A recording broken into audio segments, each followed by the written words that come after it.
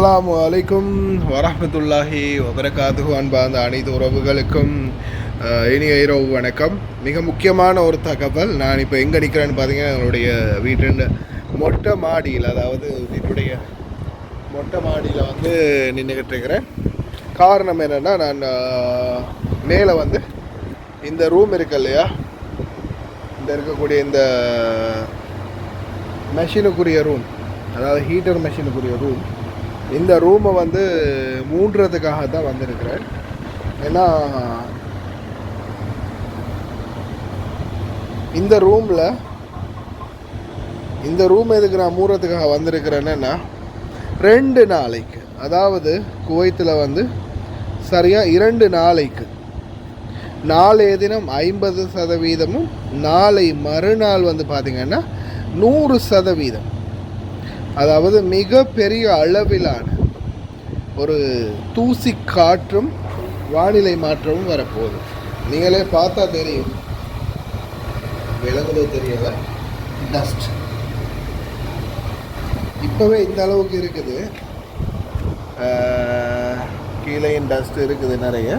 இப்போதைக்கு இந்த அளவுக்கு இருக்குதுன்னா இதில் வந்து நிறையறதுக்கு வாய்ப்பு இருக்குது சில நேரங்களில். அதனால் இந்த கதவை வந்து லாக் பண்ண போகிறேன். இது 2 நாளைக்கு அப்புறமா இதை ஃபுல்லாகவே கம்பெனியை வர வச்சு ஃபுல்லாகவே சுத்தம் பண்ண வேண்டி வரும். மெஷின் எல்லாமே கழுவ வேண்டி வரலாம். தயவு செய்து ரொம்ப கவனம்.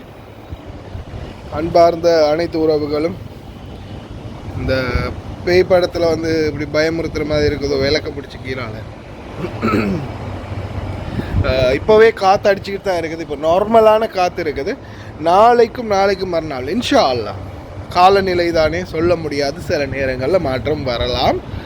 ஆனால் காலநிலை ஆய்வாளர்களுடைய எச்சரிக்கை என்னென்னு பார்த்தீங்கன்னா, 2 நாளைக்கு தொடர்ந்து வந்து இந்த வானிலை மாற்றம் இருக்கும் அப்படின்னு தெரிவிச்சிருக்காங்க. அதுவும் தூசி காற்று நாளைக்கு 50%, அதாவது புதன்கிழமை 50%, செவ்வாய்க்கிழமை